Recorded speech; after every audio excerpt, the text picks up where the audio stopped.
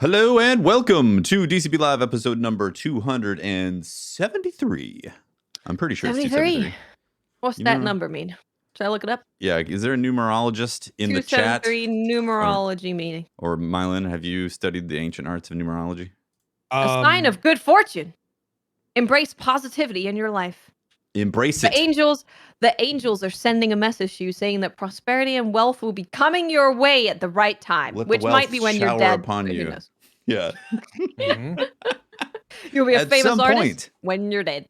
Yeah, that money that you have right now is worth millions in the future. Like, you know what it's saying? Get you an NFT profile picture on Twitter. I was like, you guys sound like you're about to sell me a Bitcoin or something. Have you heard of NFT? Have you heard of hexagons? So what just so like we get some clarity in this, what the hell is that? Yeah. What's Twitter doing? So Twitter is enabling you to link your crypto wallet to Twitter, and then you can select a profile picture through your collection of NFTs that you have, and when you do it that way, it's a hexagon instead of a circle. And you could Photoshop that, right? You weren't joking. No. I didn't know that.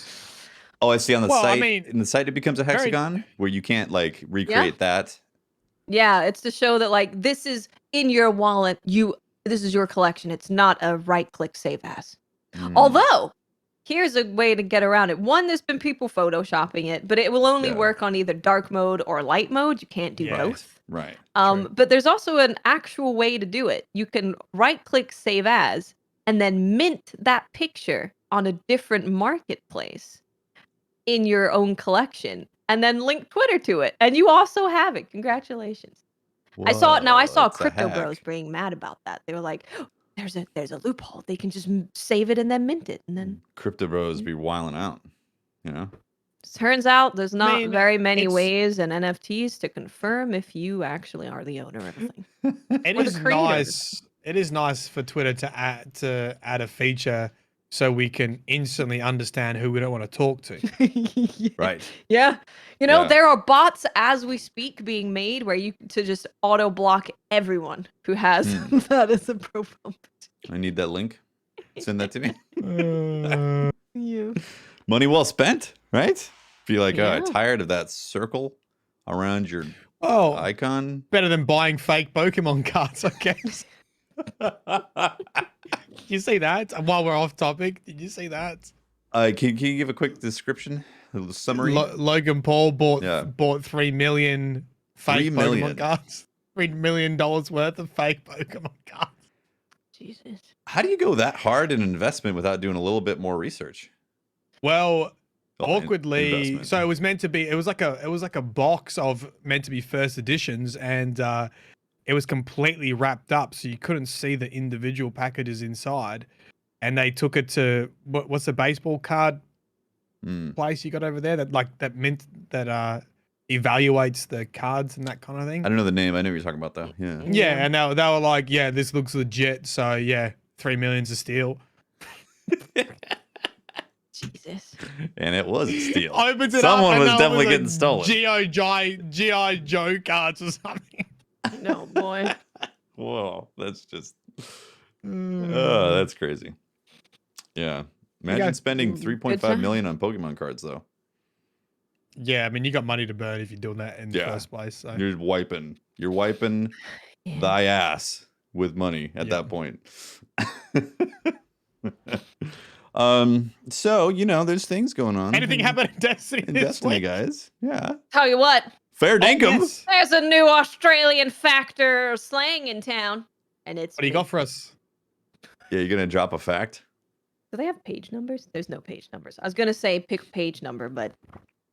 Okay. Oh, wait. Okay. There's a bunch on here. Okay. We have couldn't train a choco over a country nutty.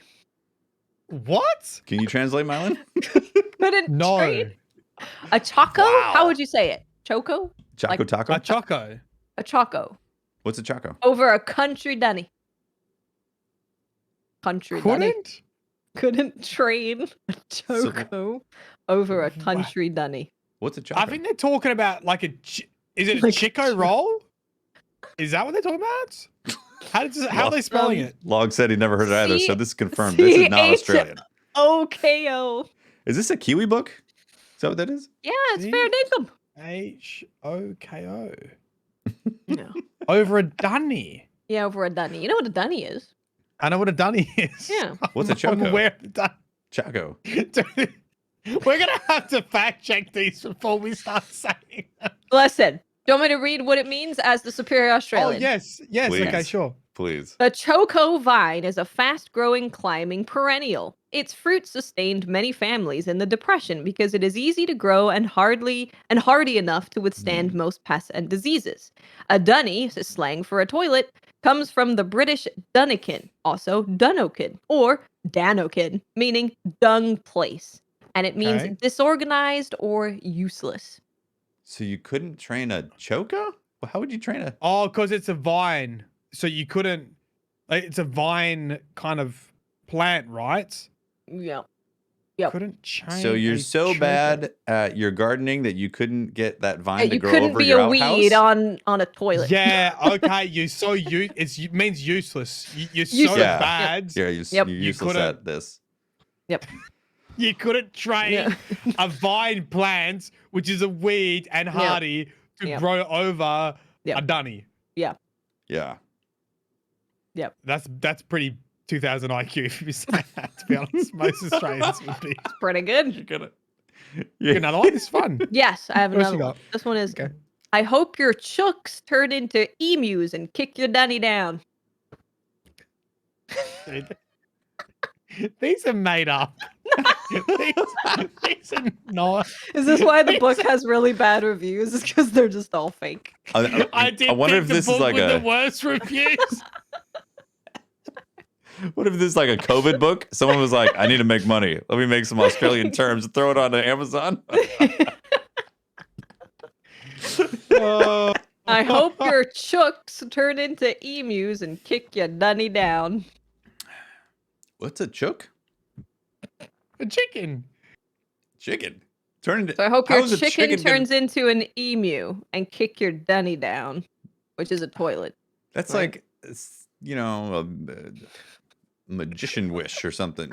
I'm gonna curse you for all your chickens turning into emus and then kick your outhouse down. I mean, you're kind of right. It means I wish you bad luck. Oh, So yeah. Right. The warlocks in Australia. The only thing we can say about this book is I see a lot of entertainment in our future. A lot. Because these are bad. Yes. That's great. do you want a final one? Yeah, One more? one more. Go on. One more. Bonus round. Going off like a sock frog. No, wait, sorry, I said that wrong. Going off like a frog in a sock. Okay. That's that something real? to say. That's Okay, real. there you go. That one's This is a real. real. Okay, Tefty. Going off like a frog in a sock. Okay, you're so frenetic and like fired up that you're like a frog jumping in a sock, but you're all contained. Like your energy's You're a bound G-Force up. gamer, Yeah, but you're dead in the match. You died already, but you're. yeah. So you're like a frog jumping in a sock, trying to bust out of that jail. Yeah. Yeah. What It do you just think? means energy, right? Lots of energy. It says Okay. very successful of an event, losing your temper, doing something very energetically. Apparently, it can be Yeah. used for all of them. Huh. Yeah.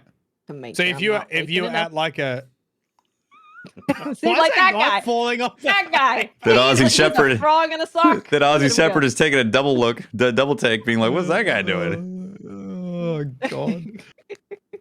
Yeah, like if you were at a really good party, you could say to someone, "It's going off like a frog in a sock." Or if someone's just got lots of energy, you know. I think randomizing has a better definition for it. It's an angry wank. A frog in a No. Okay, that's enough You're welcome. Australian for one episode. Remember that time we were playing Trials and there was that guy that was having an angry wink in the corner? I do. I do remember that. That was good. So Any big news today or not really? there's things to talk about, that's for sure. There is. Yeah. Right. How do we want to Um, parse this out? Do we want to talk about anything else that's happened Before we this week, or start, yeah. Toast in chat said Mylan at the party explaining WAP was like a frog in a sock. And Tefty, you don't know the story behind Mylan exploiting. We have a clip on my Please. channel of Mylan going, I was like, Mylan, do you know what it means? Are you sure? And he's like, yeah, it means the wet ass poo thing. Listen, I did a lore breakdown of WAP Yes, Yeah. you did. at a party, and I Yep. think it was well received. It was very analytical. It was very metaphorical. It broke down the video clip and explained the meaning behind it. The lore. Wonderful. Everyone then proceeded to make fun of me for explaining WAP at a party. That sounds like someone with a PhD. You know, that's what you do. When you got a PhD or PhD boys Yes. here again. yeah, about to Hide get a the PhD. That's what you lore. do. Yeah. Mm-hmm. Well, Yes. so there was a TWAB. Then There some was, yeah, things we were got some revealed about what's stuff. coming in the future, right? Mm-hmm. Yeah. Some stuff. Mhm. Where should we? Let's see. Mm-hmm. I guess. Well, they did talk. Well, yeah. So I guess we can just start with the power, Yeah, with the the power. power levels, and the power and the stuff and the things and stuff. Right. So there. Do you want to read it? Huh? You seem eager. Go ahead. I do have it up, but if you want to read it, go for If it. you want to read it, No, be my guest. Go ahead. Tef Read got the the taste TWAB. of power last week because you went here. I He's did. like, that's true. I did. I had to take the stone of TWAB tablets and read them directly. They were blessing my eyes directly. So no, this is your time now. Okay. Yeah. So before we go into the power levels, we're just going to define some definitions. We're defining the definitions, defining the defining, just so we know what we're talking about. So Define- they're going to be using the term floor, which is the lowest possible power for a piece of gear. Starting point for new characters, starting point for everyone. The soft cap, which is the point at which general drops stop being automatic upgrades. Power cap, which is the point at which powerful drops stop being upgrades. And then hard cap, which is the max possible power from pinnacles.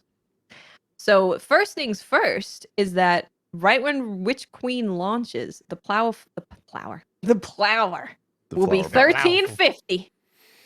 So uh-huh. the power for everyone is going to be 1350, whether you've never played before, whether you played yesterday, whether you haven't played in a couple months, whether you haven't played in years. You are going to start at 1350 so that you can jump right into the Witch Queen campaign. Cross the board on any character, even if you haven't dusted off your Titan or your Warlock or your Hunter in years. You'll be 1350. Yeah. You can play So there all was- the new stuff. Surprise! I was surprised in the difference of opinions on this, to be honest. Yeah. But I did have a decent chat, and I asked people to tell me why they were not enjoying it or didn't like that change. Because to me, it felt like that's what normally happens. It is, yeah. But I guess because previous seasons, not the big expansion, but seasons, you only once you get to Pinnacle, you don't have to do it again, right? Or you do. You just have to do. You don't have to do the powerful grind again. You get a Pinnacle, and then you only have to do the DLC, 10. yeah. Yeah, with the DLC, right? Yeah.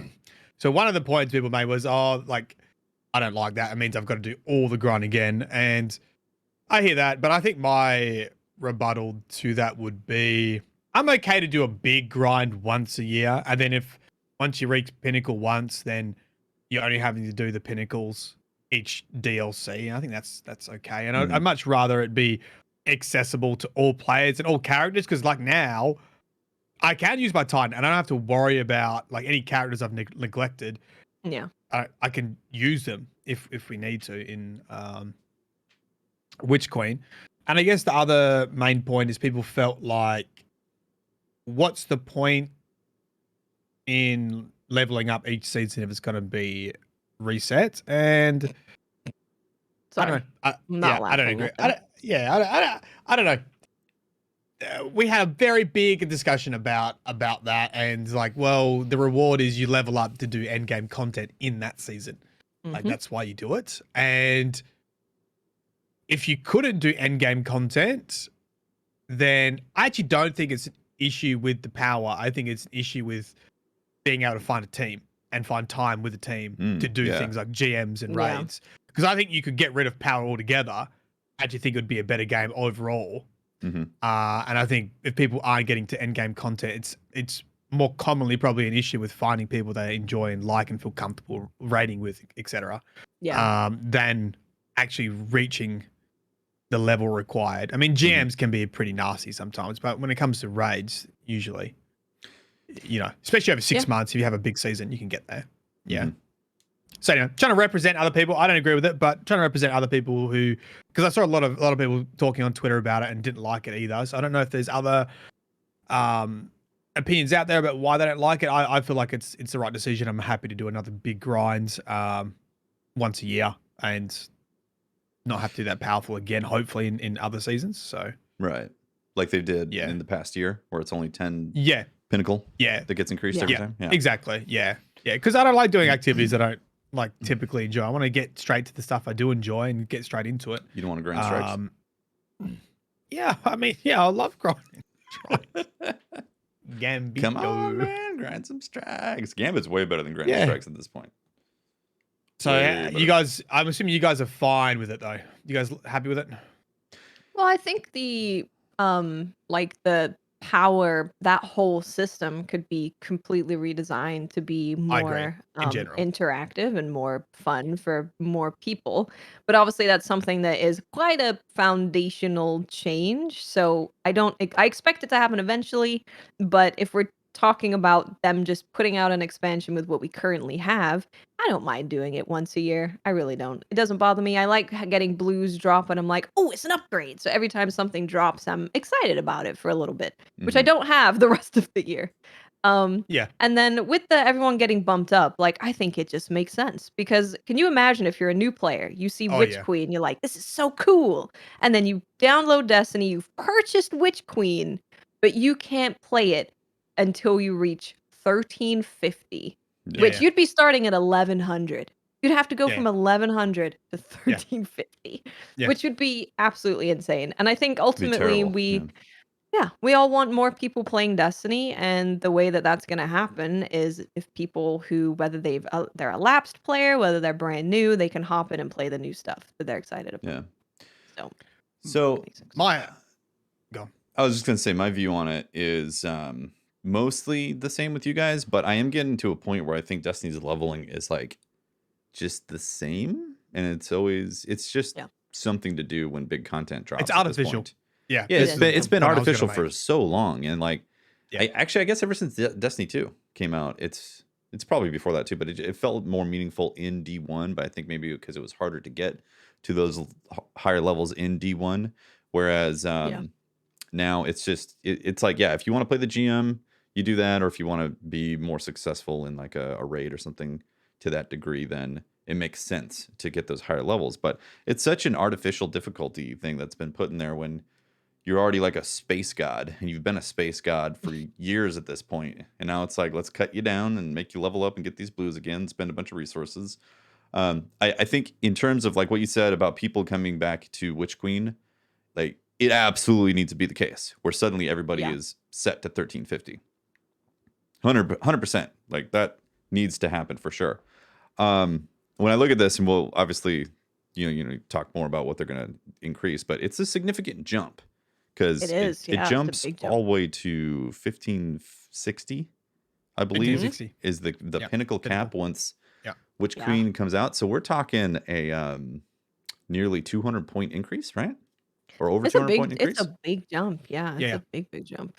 Yeah. And as like a content creator, it's like, okay, cool. I'm excited to play the game. But like from a perspective of playing Destiny for 7 years, it's like, it's the same. It's the wheel. You know what I mean? It's the hamster wheel. Right.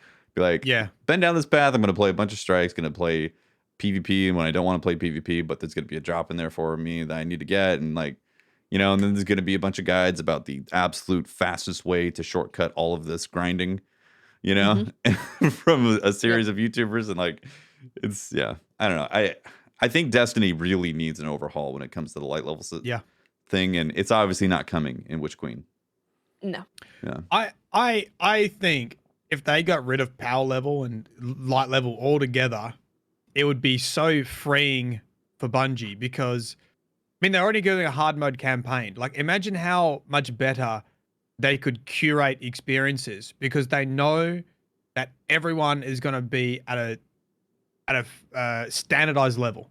You know, that's classic Halo logic with how they created those maps. Like, you know, this game is meant to be played in heroic, and like these encounters are made for that. And depending on what that campaign looks like in Witch Queen, you know, it's almost like what we don't even need. People would, I think the fear is people would stop playing if you got rid of power level. But I feel like Destiny has evolved so much.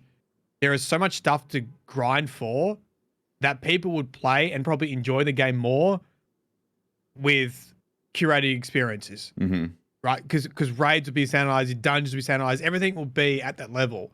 And people would probably complain because maybe you couldn't blast through stuff from being overpowered, but things also wouldn't be artificially difficult. They would be, you'd play them as intended. And, you know, Bungie's proven that, you know, contest modes are great entertainment and challenging and rewarding. But it requires everything to be overhauled from collecting loot for a number to just playing for fun, essentially.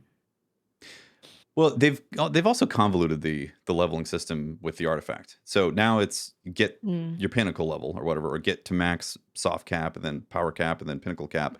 And then every season you have to level up your artifact. So it's like now you're doing this, you're juggling this two sides of it where it's like, yeah, why don't you just standardize all this stuff? And then if you want to have some sort of artificial power boost, just be the artifact. Right? Yeah. Like the artifact is what gives you this extra seasonal juice that you're looking for, you know? But I don't know, like I think it's just it made sense in the beginning of Destiny, but as we played it, it doesn't like when I'm leveling up in Destiny, it doesn't feel like it connects with the game world like it did in the past.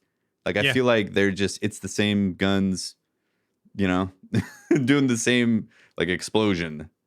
That's exciting. It's great to feel, right? But when it comes to power level, like it's I think there's gonna be enough flexibility in building stuff, especially with like Void 3.0 and the way that stasis is now, and the amount of weapons and rolls you can get on that, and your stats and your armor.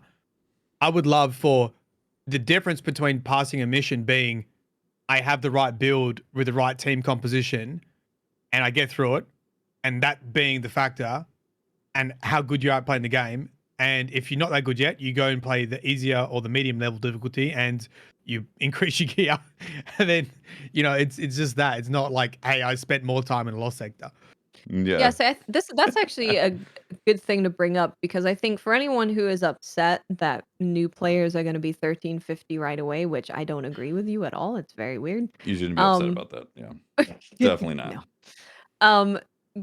At Witch Queen launch, there's going to be hard campaign and there's going to be regular campaign. So if you're a player who has played all this time, you may be the same level as the brand new player, but you have builds and guns and you got stasis. You have so much more stuff at your disposal to do those hard campaign missions right away, whereas they can't do that.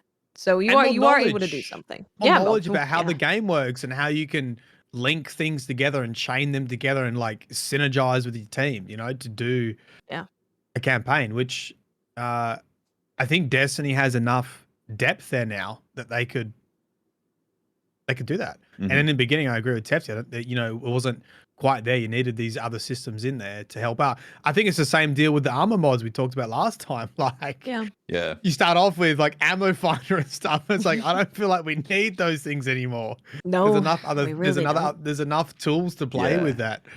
You could standardize that. Yeah, literally playing last night with Memes, and she didn't have the mod for a fusion rifle to find ammo. In her, you know, like it hadn't dropped for her, and she's like, I keep just running out of ammo for my null composure, and I'm like, right, because you don't have ammo finder. Yeah, I think we could totally just get rid of all of those, make it standard, and have the mods be about creating a build instead of just more ammo. Pick up more ammo, drops more often. Yeah, I have better targeting. I just have it be that way. Yeah, they've been pushing it more and more towards that. And I feel like Witch Queen is going to get even deeper towards this. Yeah, making builds and making the builds matter and not just be a few stats here and there. That makes me really excited for Destiny because, like, yeah, it's fun to level up you know, in the beginning phase, and I will definitely be looking forward to that 200 point grind initially to see how Destiny has changed and feels how the changed and all that. But the excitement for endgame is when you get to that point where you can actually start build crafting. You know? And Yeah. once And that, Void 3.0, yeah. like people are going to be excited for that, for Witch Oh, Queen, yeah. for Void. Yeah. Like that's where all the excitement's going to be and the story. Mhm. You're not going to be like, Yeah. yes, I'm so excited for 200 Void. points to grind. Bring on the blue gear, baby. So just to clarify, like the levels that you are going to be getting with power. So the soft cap is 1500. So you're going to be able to get blues all the way up to 1500 from 1350, which is quite a big jump. And then powerfuls are going to bring you up to 1550, and then your final stretch will be through pinnacles to 1560. Nice. So You you're said gonna up be to able to get 1500, right? Yeah, up to 1500 with just blues and whatever drops. Speed run and gambit. There you go. Speedrun Gambit. Gambiteers rise up. Get your gambiteers. Get the little baby hammers. Throw them. Yep. That's great that they're going to be dropping blues out of that once you pass the soft cap.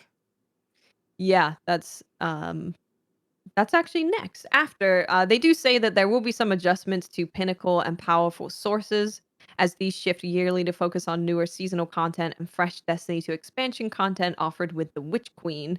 So of course, keep an eye on tooltips of what's powerful and what's pinnacle. Yep. Mhm. And next we are talking about blues. We get to speak to Joshua, who says that beginning in Witch Queen, blue rewards will stop dropping from playlist activities, so Crucible, Strikes, and Gambit, once players have reached the soft cap.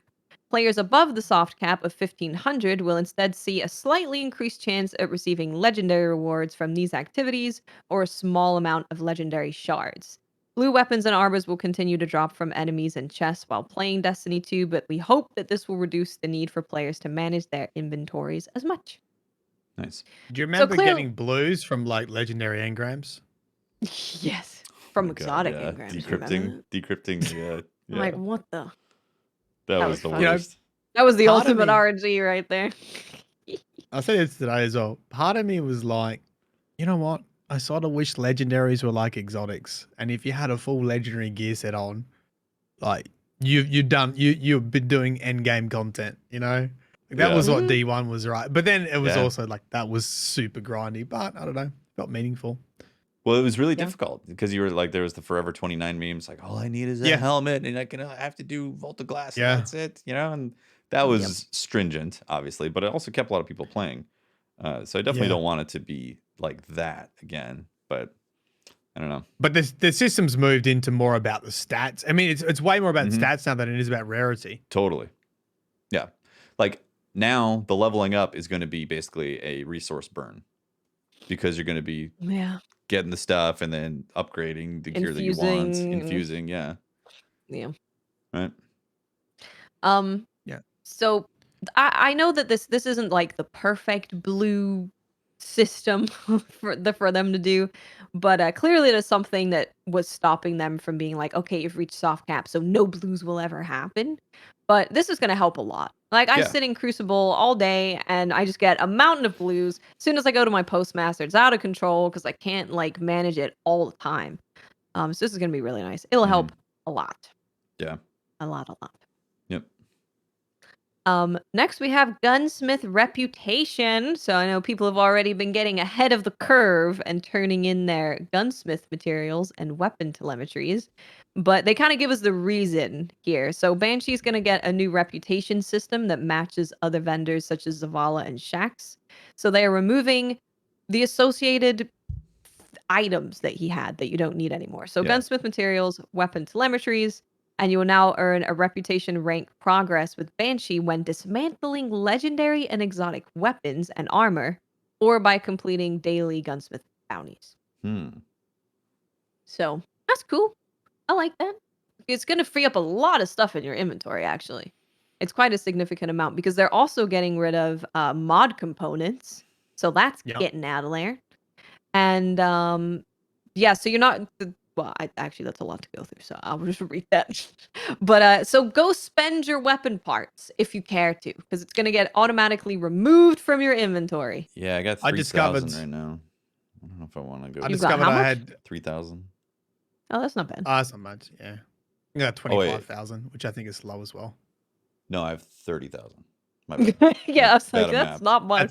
That's better. Yeah, I had like 35,000. I turned in I think 5,000. I'll do it until I'm like, okay, I've had enough. Because I'm gonna have a cocktail stream, Oh, and cheeky cock. we're just gonna hand in weapon parts Yeah, sounds great. That's a good idea. until I run out of weapon parts, or until I run out of cocktails. Might be fun. That's a good idea. My rank on my Titan was literally 0 or 1. I never handed in anything on my Titan. I think ever. that's how mine is right now. Oh yeah, my Titan is neglected. I talked about deleting her today. Just out of And spite for all the Making people another going, Warlock? you're gonna play Titan? No, I'm not. Never. Stop Why it. don't you make another Warlock so you got a buddy for your other Okay. Warlock? It's for when they're put on the shelf. When Witch Queen comes, they can have some company. Are you done with Warlocks after this season? No, I don't think so. Because especially for leveling up, I mean, depending how it goes, we're gonna have 10 days to prepare for the raid. Mm-hmm. So that's a reset. So what I might do is play Hunter. Depending on how time goes, I'll then do Warlock, and then I'll do Hunter.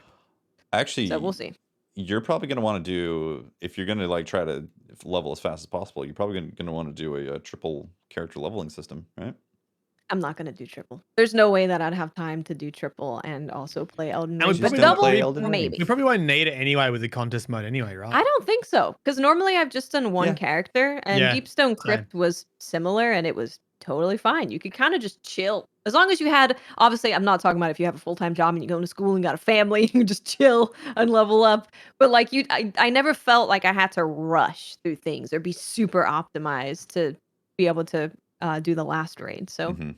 hopefully it's something similar, because it's so much more approachable for so many more people, which Yeah. is great. We Yeah. want people to enjoy Worlds First. It's a super exciting thing to go in there first day. Mhm. Yep, I reckon it's pinnacle Destiny experience, and you can only get it That day. once Once a a year? release. All right. Yeah. Yep, and especially like no one knows how to solve an encounter yet. That's the like Oh, it's magical so part. fun. Except for that That's the person who fun comes part. into chat 5 minutes after the raid gets launched. They know how to solve Yeah. it. True, They do. they know. They've I done mean, it. they. I mean, that's just Twitch. The Twitch chat knows how to solve everything. That's Yeah. that's their normal. Obviously, they're from the future. Big brain. Yeah. So we also have mod components and mods. So things are Mhm. being changed. Mod components are completely going away. And so they're not going to need mod components to purchase mods. So instead, it's going to cost 10,000 glimmer each for whatever mod you're going to get. And Yep. with this update, they're also increasing the number of mods available from Banshee and Ada Great. from 2 to 4. So Fantastic. there's going to be a lot more opportunities to fill out your collection of mods, which is nice. Yeah, it's nice. So because of that, with weapon telemetries going away, there's also ghost mods that are disappearing. So Arc Analyzer, Solar Void, Omni Telemetry, and Banshee Special are leaving because you don't need them anymore. Mm-hmm. Excellent. Mhm. And so Rahul is going to be taking over a couple things. He's the big boss. He went from being the guy that you turned an exotic engram into and it gave you a Give you a blue, blue. Yep. to being the man. He's taking over Rahul's gonna the be the currency man. exchange.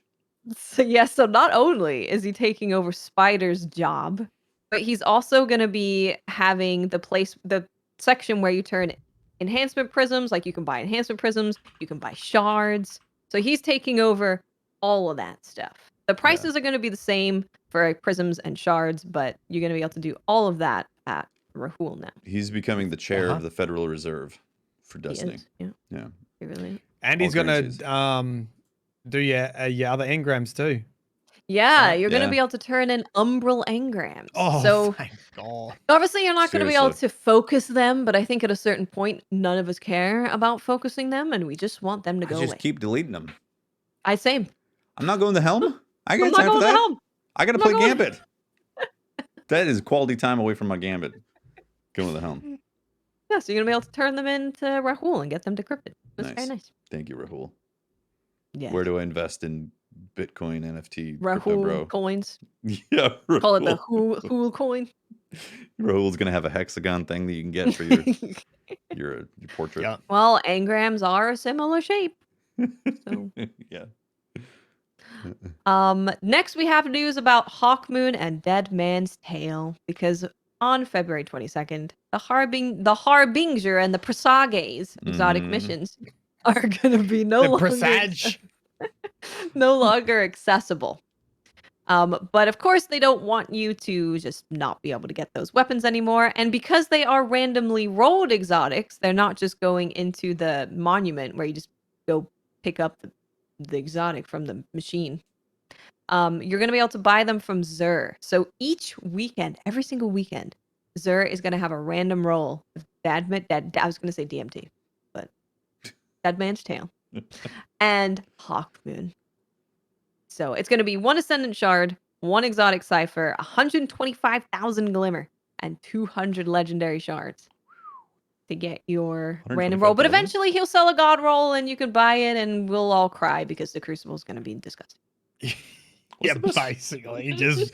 Just wait for the Vorpal Dead Man to sell and then literally no super for the rest of time. Will be safe in Crucible. And that's the end of story. Yep. Good luck roaming supers. Yeah. Yep. Good luck. What's the best way to farm Glimmer right now? I don't know, actually. Basically material exchange? Is that basically What if you just do the if you pop a Glimmer thingy and go shoot things in the loot cave? I bet that's pretty good. Yeah, it's gonna be not bad. It's probably the best way. I'm gonna be Glimmer's always hurt me recently. When I'm leveling up stuff, it goes so fast. I would love to turn my weapon parts into Glimmer cubes, Glimmer salt cubes that I can long-term store in my vault. Right? Yeah. I'd like. Yeah, you got that. I always forget about ghost mods too. By the way. Yeah. They exist. Yeah, and they're going away. Ghost mod helps. Well, only the telemetry ones. True. Yeah, that's right. You can still get your big boy Glimmer.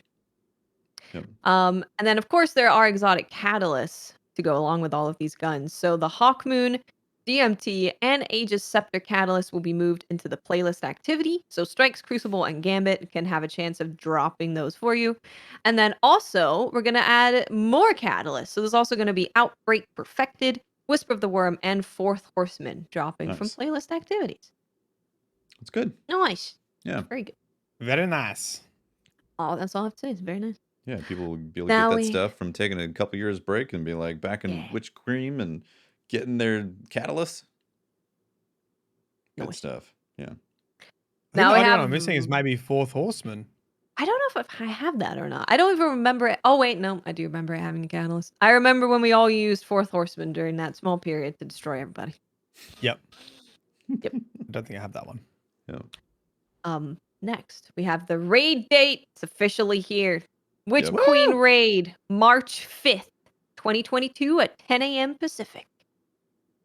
So that's an hour after reset. 2 a.m. baby. It's 2 a.m. for you? Wow. Yeah. Spicy. Good luck. Yeah. So it gives you 10 days. 10 days from Witch Queen launch to get ready for the raid. And it is on a Saturday. So it's just basically the same situation as Deepstone Crypt. Yeah. Good amount of prep time and a Saturday. Yep. Remember when Crota came out at 2 a.m. in the US? Because it dropped with the DLC. It did, yeah.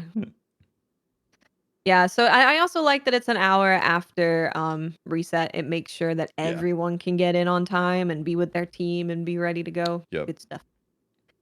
Good stuff all around. I'm excited to see what's in there. But we don't have any details yet about contest mode, Bungie rewards, or any of that stuff. So we will be getting more information soon. Do you remember what the previous one was? Is it just from memory? It was like the power cap, wasn't it? Like anything beyond power didn't matter. I feel like it was. Sparty was talking about it today and did some math, but I've of course forgotten. So I feel like it was I'm sure 20 points below pinnacle. I feel like last time. Yeah, 20 below pinnacle. Right. Yeah, something like that. So not even at power, basically. Apparently, Vault of Glass was 1300, which would be 30 below 30 below Pinnacle. 30 Pinnacle. below Pinnacle. Okay, Sparty said, I thought it would cap at either 1520 or 1530 based on Yeah. previous raid math. Sounds about right. Yeah, so that's 20 or 30 below Pinnacle. Mhm. No, Pinnacle's 1560. 1560. Yep. Right. 1560 is Pinnacle. So if we just ignore 20 or Pinnacle 30 'cause below I guess powerful. that's harder. Yeah, power is 1550. 50. Yeah. 1550. I mean, I just hope it's like I said, I don't think we need power levels. Like, I bet you'll be a great experience. Arbitrary. Actually, it'll be a hard experience, but that'll be the hard mode, right? And then you Yeah. just drop the difficulty down after that. Yeah. But that's not too Nice. bad because you can get blues up until 1500, and then you can get powerfuls up till 1550. You have essentially 2 resets, right? Got the initial one and then a reset. So it shouldn't be too bad. It should definitely be doable. Yeah. I think Bungie has Even learned for in the Briar. past. Yeah, even for Briar. He will Briar easily could be do it ready if he for wanted to. He can do it. I think Bungie's learned from the past of not making it, you have to basically take time off Yeah. aggressive time management in order to be able to be ready for a raid. I think they learned that that's not fun for the community. Yeah, not at all. Yeah. It's good when a lot of people can like go into the raid day one and try it Yeah, out. you want as many people as possible to at least have the opportunity to try and do Yeah. that, rather than it just being Destiny professionals that can do the worlds Yeah. first. Yep. When are we talking about our raid team? Probably just whenever, right? Probably. Do we have We have a raid team. we're doing the raid? Yeah. Gonna turn up, Tefty? Gotta put Tefty, you on the what? bench? What? Do you know how many people? You know how many people told me about Tefty lectures? And I'm like, what Yeah. are you guys This is talking a good about? time for The me to get old some Tef water. lecture? Good luck, Mylan. What is this Tefty lecture business about?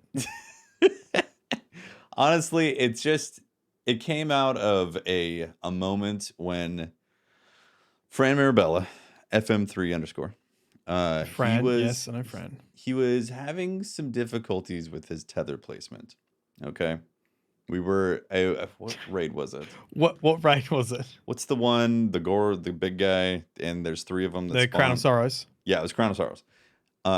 He was having some problematic placement with his tether, and so I had to stop everything and say, "Listen, Fran, we need to go over exact placement for the tether mechanics here because it's just not working, and we got to fix this." So thus was born a TEF lecture because I went into a lengthy discussion about the do's and don'ts of how you place a tether.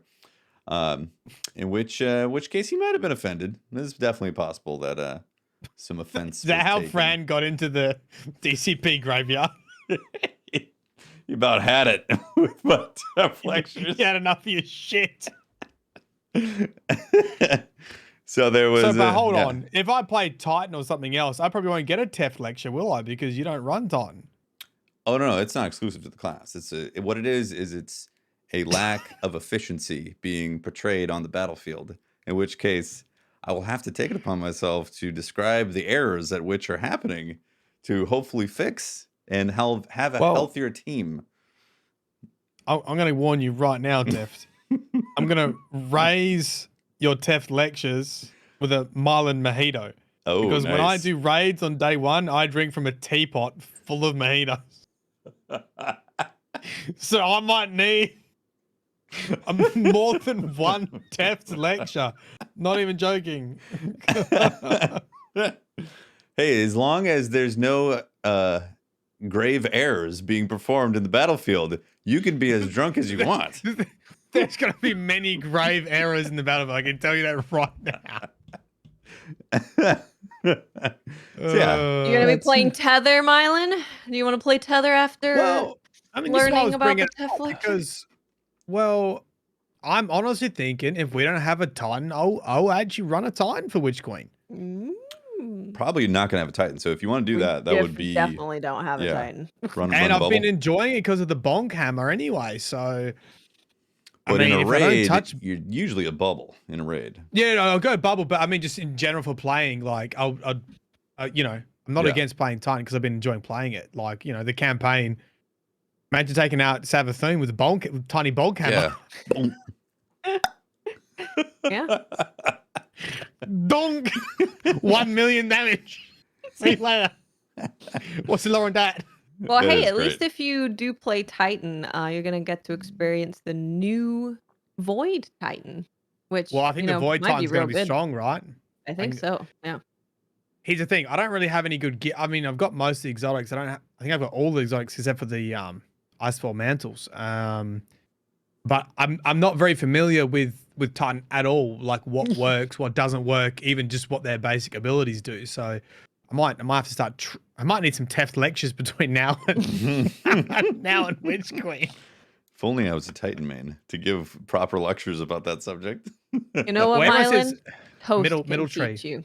Toast will Toast? teach you how to Titan. Yeah. Yeah, maybe we'll have Titan lessons. Titan. We'll play Titan trials, and you'll be on a Titan, and Toast will let you know how to play the game. Oh no, not PvP. Yeah, in PvP, Mylan. PvP. Not PvP. PvP. Come on now. No. Come on now. I think I'm officially ready to announce that I'm switching permanently my my player card to the Legions of Warlocks. Wait, are you gonna run Warlock? I'm gonna run Warlock for the rest of my life. You know how you know how Tefty was like, well, I don't want to spend time living. I'm just gonna be a warlock. I'm leveled up. I got everything. And then we're like, well, you don't need to. Tefty. He's like, crap. No, what happened was he was gaslighting you. What? He was like, "No, you shouldn't be playing a hunter. It's illegal. You can't do that. The rules are It you is. have to be a warlock." And These are the rules right now. He knew he was gonna stay as a warlock. Listen, He knew he was every never time I rolling. let my bowels go and am covered in a healing pool of piss, it is just so comforting in knowing that I have that on tap at any time. It also comes back really quick now with some of the changes. does, It comes back quick. I'm throwing nades, I'm getting heals and all that. It's just too good. Also, the tankiness that you have when you're in the well now is like also really good. So much so that my poor hunter is got the long face, all sad. Yeah. Nothing going on. I actually And recently it's played. the well is too good. It's so good. It's the well. so good, man. You can't not have a well. Also, in a raid. I hate to say this, but I equipped the ornament with the stag, and it looks badass. And I was like, oh, that hurts that I think it looks badass. Well, it's like the new Warlock ornament for the chest piece, the exotic chest piece is like probably one of the best ornaments they've ever made. People in chat are confused about why I said bowels. I'm just assuming that everything gets released when you do the Well of Radiance. It's you empty the bladder and you release your bowels at the same time, so it's like a when you healing die, effect. Yeah, you die and then resurrect immediately as soon as that sword hits the ground, and suddenly healing everything's healed. Or giving birth. Yeah, it's the Giving birthing birth to a waters. sword. It's the birthing It's the birthing waters. the birthing waters. You have that to look forward to, Miley. Congratulations. The birthing I don't make these rules up. That just is what it is. It's still, this is a lore time that's happening right now about warlocks. Yep. Yeah, so So wait, things are weird. What are you going? Hunter. Yeah, but Hunter. Revenant or what? No, I'll be Void, of course. You crazy person. I will be Why would I not missing be Void. Dude, Stasis is good. Stasis But 100 is new good. Void is going to be probably really good in PvE. Like that tether's probably going to be amazing. And making people invisible. Spoiler alert, it won't be. It will be. It already is. It's going to be great. No, I'll tell you exactly what will happen. Just like everything else, there will be some debuff in your artifact that does more debuff than tether, and they don't stack. Oh yeah, you think I'm gonna get my artifact fully leveled up, Mylan? Is that what you think? Because you're thinking wrong. Yeah, Elden Ring is on the menu. All right. Yeah, that's true. Yeah, that's true. I did save bounties though. I have bounties. You gonna be a warlock in Elden Ring? Sweat lord. No. And to be fair, most of them are Crucible bounties. But I was like, today I was like, I'll do 3 Cosmodrome bounties. All right? 3. And I did 3. So, you could say I'm ready to go. Got him. Did it. Ready Yeah. to. Oh, there you go. So Tefty, are you officially a Warlock main? Is that what you're saying? I found myself getting used to You the found your jump. true calling? I've realized the errors of my ways from all these years of Warlock propaganda, or I guess Hunter propaganda is what it would be. And yeah, joining the ranks now. My Hunter's gonna be second-class citizen. Bummer. Well, this is your fault. Giving money to charity. How could you guys? Yeah, chat. It's your fault. You It's did your this. fault. You did this, chat. You did this. Look what I've become. A Warlock main. Yeah. Yeah. There you go. I may have some lore. People want to talk some lore. Let's do it. Do you have some lore about the can't even birthing remember what waters for Warlock? The birthing waters? Yeah. Oh, that's what I did. I was So like, you what did did the I birthing write? one? What did I... No, I did not do the birthing waters. Not yet. No. Not yet. I did a video about ghosts and the Okay. fundamentals of ghosts and the lights, thinking maybe it could tie into Witchery. I mean, look, I'm scraping the bottom of the barrel when it comes to lore. Just do Because- Aussie slang lore. People will love it. I want to hear about ghosts. Your audience of very serious lore masters will have a great time. This is true. So, Marlon, how'd you lose all your income in your house? Well, I took Watch's advice.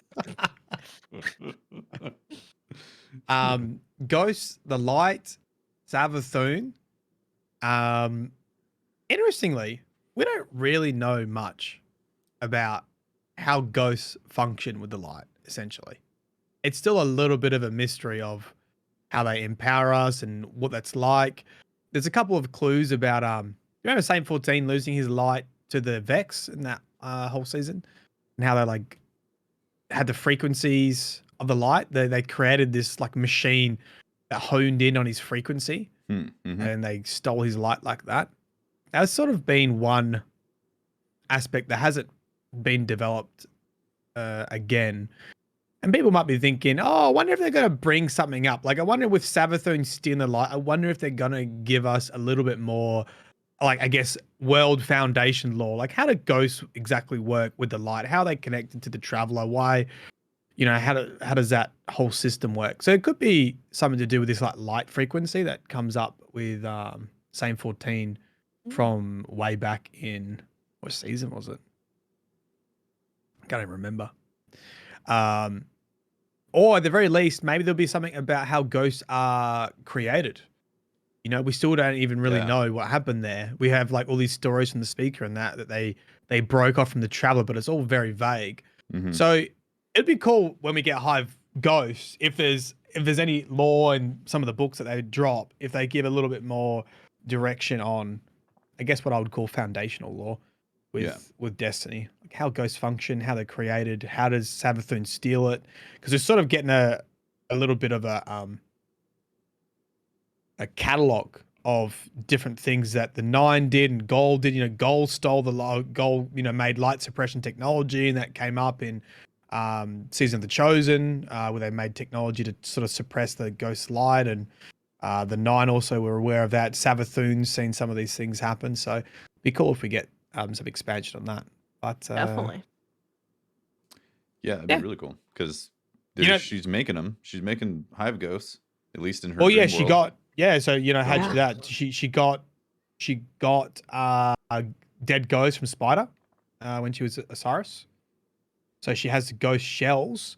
Nearly every ghost shell, every ghost core is almost exactly the same.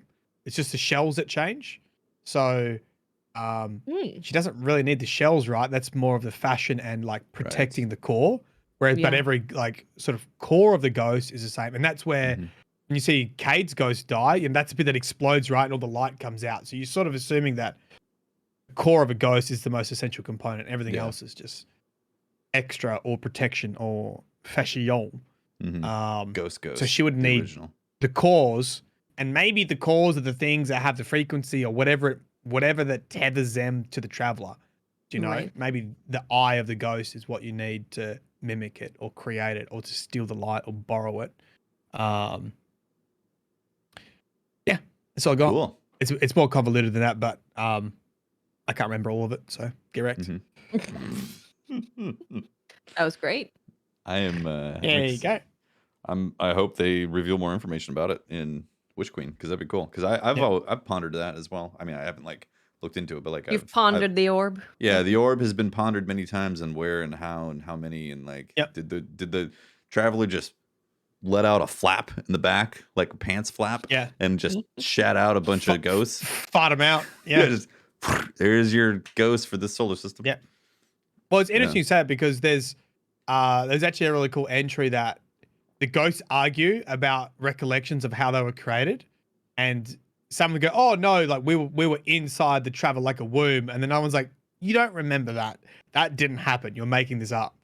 So not even the ghosts like understand how they were created and where their birth, like what exactly happened during that time. So that's cool as well. Yeah. Like no one really knows. You know, in D1, I always considered the ghost as like your AI companion.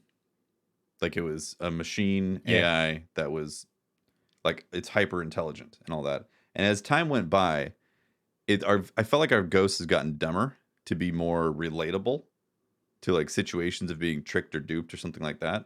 And be like, oh, that's what happened. You know, like, oh, this golden age technology is really advanced, something like that.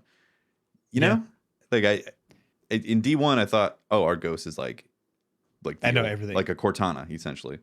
But then as it's developed, I've realized that it's actually more of just like a extra set of eyes.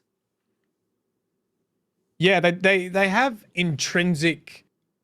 They're a little bit like an animal sort of has intrinsic behaviors, and ghosts sort of have that too. Like they don't even understand like the process of reviving a guardian. They just know when it feels right. Do you know what I mean? Like they know when they find. That's why you have to wait their guardian 30 seconds to respawn in a dead zone. yeah. And building up the courage. What's his name? Glint even says, like, you know, Glint's like, I don't want to call him dumb. He's friendly. He's cute. He's cute. Yeah. But even he says like stuff that seems quite reflexive. He doesn't really know why he says it almost. Like he says things like, oh, I think we're sentient energy signatures housed in a cybernetic construct. And he's like, that's a bit clever for you, Glenn. Do you know what I mean? And then someone talks about then he talks about being a quantum superposition, because somebody asks, where do you guys go when you dissolve? Like when they disappear, where do they go? And not even ghosts know where they go. They don't know where they are. And Glenn says, personally, I think we decompile into a quantum superposition, like a sentient frequency. I'm like, okay. Glenn's smart. Glenn's actually smart boy. Quantum physicist. Got it. Yeah. And then I had to look up quantum superposition, which I don't know if you guys have looked at your quantum physics recently. You know, it's been a month, but having to do with one of the possibilities of where you could be at any given time in the quantum field. Yeah, I mean, look, my best thing that I read about it was they said, oh, you know, like if you flip a coin, if a coin's sitting on the table in normal circumstances, we know it's either a heads or tails. And I guess what I was reading, a quantum superposition means we don't know what it is until you observe it. It exists in like all the states or something. Yeah. So until you like measure it, it doesn't have a 1 or a 0. Or things aren't real until they've been observed. So you, the observer, have to suddenly manifest the fact that it exists. Yeah. So if a tree falls in a forest on its own, does it actually fall? It wasn't observed. Therefore, it's in a quantum superposition. Yeah. In a quantum superposition, it is simultaneously fell and not fell. Yeah. It exists in all the possibilities. Yeah. Until you observe it. So interesting. And yeah, he brings up this idea of frequencies again. So I don't know. I'll be on the lookout to see if we get any cool lore with the creation of Hive and how the light functions. I think they always give us a little bit of snippets when they have these stories about people stealing the light, like got what happened with Gold in the Red War. So Mhm. maybe that will lead into, Lightfall. Because if we understand how those systems work more, they can start setting that up. Yeah, Maybe they're gonna revive that'd be ghosts. great. Set up new fake ghosts, or they're ghosts, but they're Yeah. not ghosts because they learned the technology. Do you remember when we did that synthetic light mission with Ashimia? Mhm. And like, we went on Io and like they had that fountain that was like spewing Yeah. out the Oh, yeah, fake yeah, yeah. orbs. Yeah.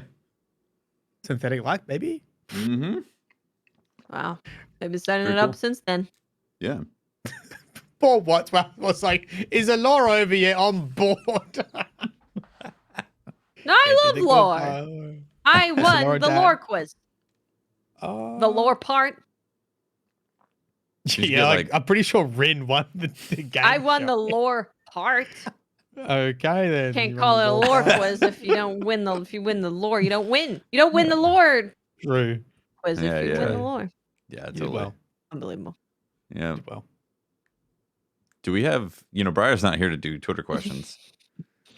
Yeah, I have Twitter open. Yeah. Okay. Let me open up Twitter and find on the DCP. website. You're on the site. Are you setting up your NFT hexagon thingy? Yeah, I'm connecting my wallet as we speak. I have 8 billions worth of money pictures. Yep.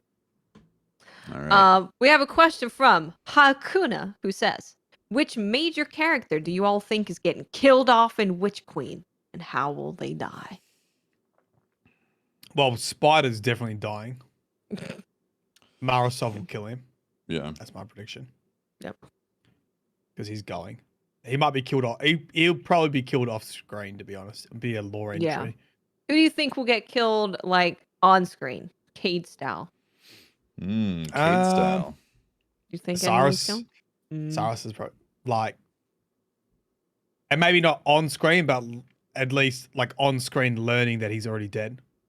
Do you think that'll happen in the mission to end this season? Because I could see that happening. Like Savathûn gets out or whatever. True. Yeah. Then... Could be this season. End of this season. Yeah. That'd be sad. Yeah. I wonder when that... We haven't got any information on that. When's that happening? When's the ritual happening? Don't know. How do we get from Crystal Mommy to Dommy Mommy? Yeah. How does this happen? When's that happening? I'm assuming 2 weeks before. That 2 2-week weeks window, before, right? Good. Yeah, I think Osiris really is the best one to be on-screen reveal of death in some fashion. Yeah. He's a zombie now. I keep saying Zavala. It was foreshadowed. I can't remember that. Zavala's gonna tell me the lore entry and I'll look it up. What's the lore on that? Zavala getting foreshadowed of die. Well, we know it's not Rahul because he just got a promotion. Yeah. So. Yeah, imagine that. Imagine if it was a debate and they're like, oh, Rahul will be doing everything. Just kidding. Rahul's dead. And we know Banshee, he's getting the upgrade, so he's safe for a little bit. Banshee's safe. Yeah. Isn't it a little obvious to just keep on picking off the Vanguard? One at a time? A little relatable. Relatable? Right. Debatable? Debatable, relatable. Relatable and debatable. Definitely relatable for me as an ex-hunter.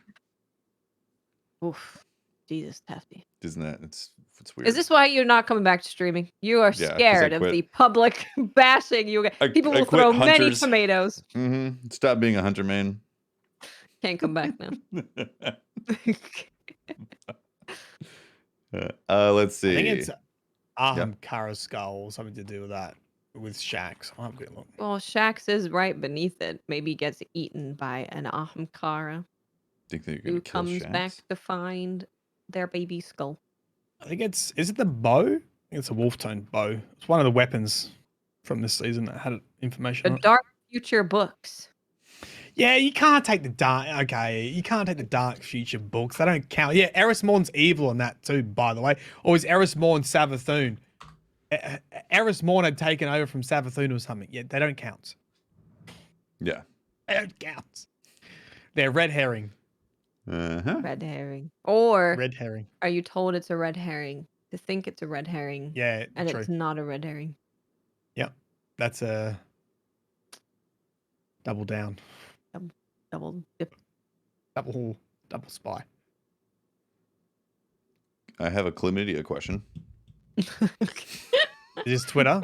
Yeah. It's like, no, it's just, Yannick Ghost curious. says, what do you think about a Deathbringer ornament called the Chlamydia Bringer, which also changes the void orbs for when you release the trigger to drop bears falling down? Just imagine a ton of drop bears falling down on Savathûn. Greetings from Germany.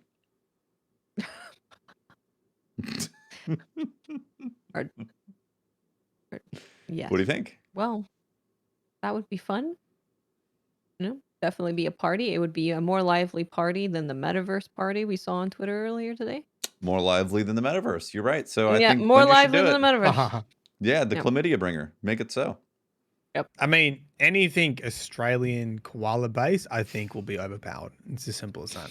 Yeah, you're right. That's be the nerfed. time we get pay to win in Destiny. Yep. Let's see. I have one from Friendly Awesome Dude Man who Cool. says, "What is Mylan Games' prediction for the end of Season of the Lost?" I mean, you could have asked me. I am an expert, but Go on then. I won't. No, he asked you, No, go on. Mylan. Go on. I will No, not no, go milady, against our community. I will not go against our community. They have requested the PhD. I think Osiris will be revealed as already dead. I think we'll see some heartbreaking story from Saint 14 mourning the death of Osiris, which will be absolutely amazing in a bad way. You know, I think it'll be a great story and be very sad. And how is Savathûn? How is it all going to go wrong with Savathûn becoming Moth Lady and getting the light? Well, the ritual has to go wrong. Techians have been gathered to remove her worm. It's got to be something to do with that ritual. Something's going to go wrong with ritual. Could it be using a Techians. rogue Techian who takes out the worm and just quickly does a little whoop and puts the light in her instead? Take out the worm and she goes whoop. Well, you know what I'd love to see? I mean, this is along the same... This is why they're bringing up Zavala before, the Savathûn song. We haven't really seen the impact of Savathûn song yet. They start singing it like a choir on a Sunday morning. Maybe one of them's being corrupted by Savathûn song. And that would result in... Is it possible that Mara has been corrupted? I don't think Mara's been corrupted. I think Mara just doesn't care about anyone apart from Mara. Okay. That's what yeah. That makes sense. What do you think of Crow being like, but she was nice to me? And he bursts in and he hands over his ghost to Savathûn. And then there you go. Just, then Crow's one that dies. Crow betraying? I don't know if they... I mean, got a long trip to make. Briar's not here and Briar hates Crow. Yeah. But I feel like Crow's done his redemption arc. I don't know if they'll chuck him under the bus again. Be pretty redundant, right? Yeah, I'd like to see some other characters have a bit of spotlight. What if Savathûn has already crafted the plan beforehand and doesn't even need the Techians? Like, what if she collected the ghosts and did her research, she got her PhD in light, and now has a bunch of, like, paracausal ghost stuff that's going to happen as soon as she cracks the chrysalis?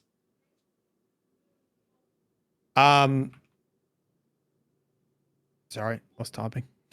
Man, only do one thing at a time. Someone was saying, "Oh, that Savathûn song, our weapons are the counter to the Savathûn song." I don't know where. Have a look. You said what, Tefty? Sorry. Maybe she already has the plan in place that doesn't even require this, the Techians, because she's got the ghosts and the light out of the ghosts or something like that. Yeah, she could. Yeah, like she went in with it already. But why put herself in that position if she already had all the tools she needed? Oh, because she needs a worm removed, though. She can't do that herself with the light. Oh, okay. Right. True. Yeah, she wants to get rid of the worm, but then kickstart the light into being all extra powerful. Very interesting. I hope it goes out with a bang regardless. I hope it's a real cracker of a season ending, and then it goes straight into Witch Queen. it's gonna be good. It They is have a gonna be good season Yeah. end. This will be fantastic. Yeah. Because the season was so good. The weekly lore I really enjoyed. It was just sort of faded away, unfortunately, because we had a long season. Yeah. They had So it a just couple lost a lot of months. its pace. So Yep. I'll probably have Almost to go done. watch all my video week 1 recap, week 2 recap, and put a bit of another week 100 recap, whatever it is. We might just watch your videos, Mylan, on stream to Yeah. get caught up Yeah. before the big event. Yeah. We'll have a watch session. Session. Nice. Popcorn party. Let's see. Yeah, I haven't been looking. Mad Geek says, with the up and coming power level step being 20 over the current max, it is obvious that we need to stop upgrading the power levels on items and start generating upgrade materials for Witch Queen. What are your best methods for generating or storing materials for later upgrading? Play the game. Yeah, you kind of just have to do like GMs and stuff or nightfalls to get ascendant shards.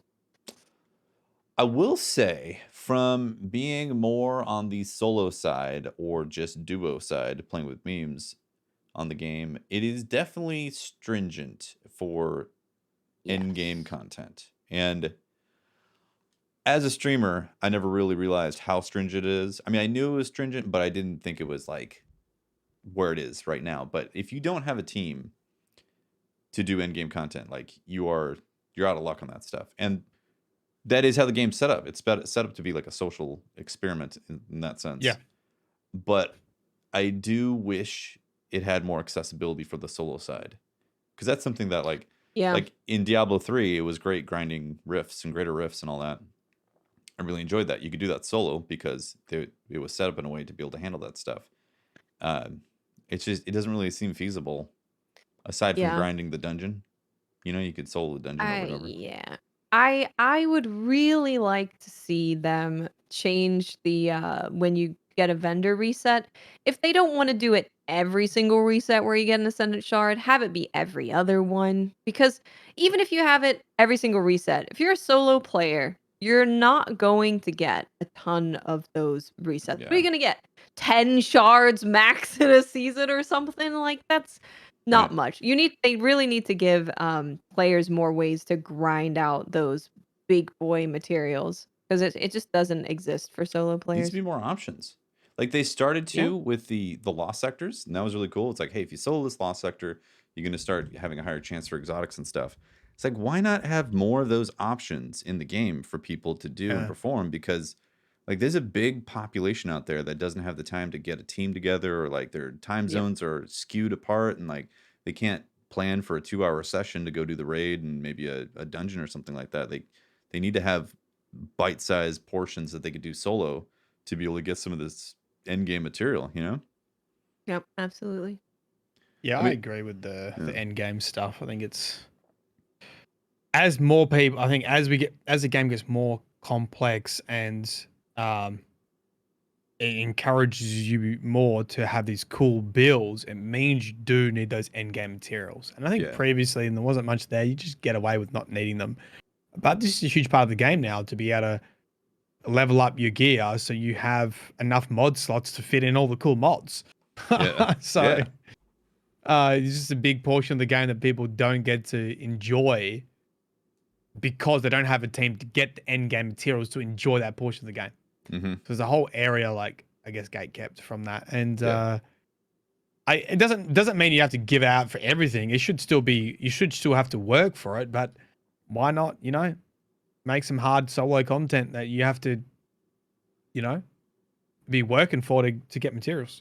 Yeah, well, they have the whole champion system, and like I said, the master lost sectors is actually a great example of what they could do with solo content. Exactly. And make it difficult but achievable and rewarding if they put the good stuff in there. I really wish, actually, you know, maybe they are doing that with the, what's it called? Master campaign. Yeah, the campaign or whatever. Hard campaign. Is it called Master Campaign, or I don't know. I don't think they gave it a name. If it's just hard campaign, then probably not. But if they did master level campaigns, then maybe they are thinking about that and putting champions and making it a difficult experience that is worth achieving solo.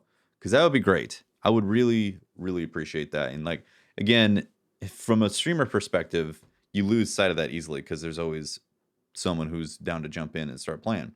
But from a solo person, or from just getting to casually play the game, like you really miss out on that stuff. Like there is very little options in the game for you to do end game content once you've hit those levels and collect those. I honestly think there materials. needs to be a version of Grandmasters that's specifically for solo players. Mm-hmm. That is modified in a way so it doesn't have every champion mod and every type of element, so it's actually achievable by yourself, but still difficult, but gives you ascendant shards. Because I keep trying to do solo GMs and they're just not designed for solo. You need a team composition to deal with all the things that a GM throws at you, and I wish there was just a way to turn that back a little bit and still have a really high difficulty end game that is designed for a solo player. Yeah. So it would be harder than the solo lost stages, because solo lost stages you can get the hang of pretty quick after a while. There's a rhythm to it, And it's not solo floors dungeon, so it's sort of in between like a lost sector and a solo dungeon, basically. Requires you to have a build, requires you to still consider the basic things that would come up with a GM, but yeah, you don't feel like you spend in 2 hours and walk away with nothing. Exactly. Right? Yes. Yeah. Yeah, I would love to just be able to reset my rank and get a damn ascendant shard. Even if it's every other one. Like, give me a reason to sit in the playlist and grind it out. That's true. Because I would absolutely do that. It would be great.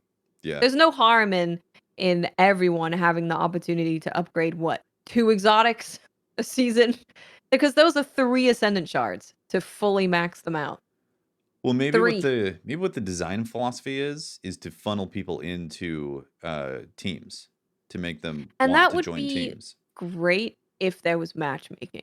I think if there was like an in-game way of finding people, I think that would be awesome, because then you're like In-game pushing LFG, people into the LFG in game, right? But kind of pushing people into teams where they have to go outside of the game to find people is it just feels a bit weird. I guess the more I think about it, if they're going to continue down this heavily like RPG MMO path, like they're going to have to open up more doorways for solo players to get some of this end game currency and also have experiences like that. So you can still have these amazing raids, obviously, and those experiences, those are fantastic, obviously, but like they need more of that solo end game content to be flushed out if they're going to push people towards pinnacle cap and making builds and leveling up and all that. Yeah. I agree. I think eventually Destiny's going to be at this big turning point where they've changed so many systems, and I've at least added to so many systems that this sort of philosophy of the game is already almost changed, but there's still some things holding it back. Yeah. Yep. Oh, I was meant to read some Twitter questions and I didn't actually get to it. You're good. I'm looking for another one right now. I have one from Dylan Ebby, who says, "Hey y'all, first off, I wanted to say that I love the podcast and all of you too. Thanks. Thank Dylan. you very much. That's really nice. Second, I've heard a ton of excitement about hopefully getting new stasis weapons in the coming seasons, but I think I'm even more excited for what updating the subclasses could mean for weapon perks. With giving each subclass a more defined identity, it could mean we see void weapons coming with void-specific perks akin to Headstone for stasis. By the end of the year, the sandbox could be very different and also lead us to naturally sunsetting our own weapons. Thoughts? That would be cool. Yeah, first off, I love that Headstone perk, and I use it on It's Eyes so Luna. fun. Yeah, I use it on Eyes Luna, and I love it. Like it's become my favorite gun, and it's great seeing that pop. So, yeah, I would love to see void related perks happening there. Like, what would they do actually with void? Suppress, maybe? Yeah, like get a headshot and everything around it suppresses. Or making you invis, or well, maybe Yeah. that would take away from Hunter's specific void perk. I could see a headshot causing a suppression explosion, though. Yeah, that'd be amazing. Cool. Yeah, it is cool. It'd be interesting to see if they did something like that. Like the great thing about having stasis weapons is it opens up stasis builds when you're not on stasis. So yeah, if to apply that logic to avoid weapons, it means you could have, elemental wells that require void whatever, void suppression or void something to proc, and you can not be on a void subclass.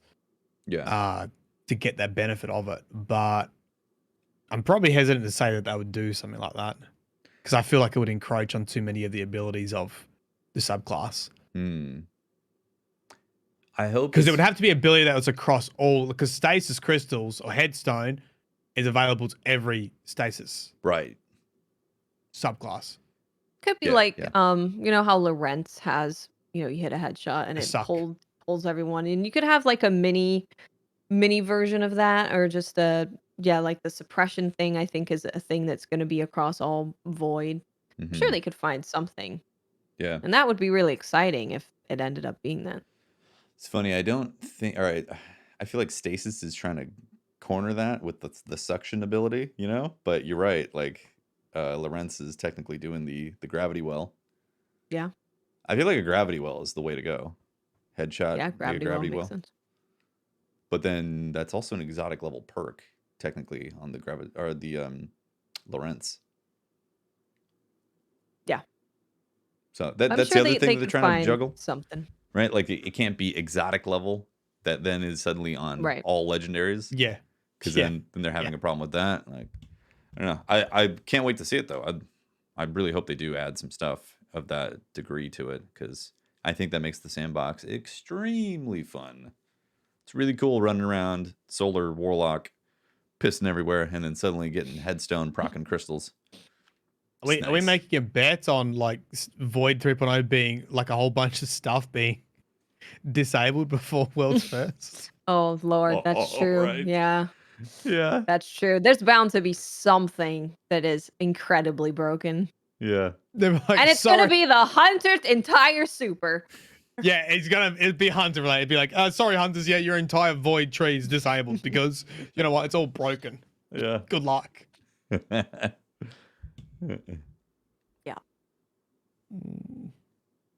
Okay, I haven't read this all the way through yet, but Mad Geek has another question. Say, Aussie question for Mylan.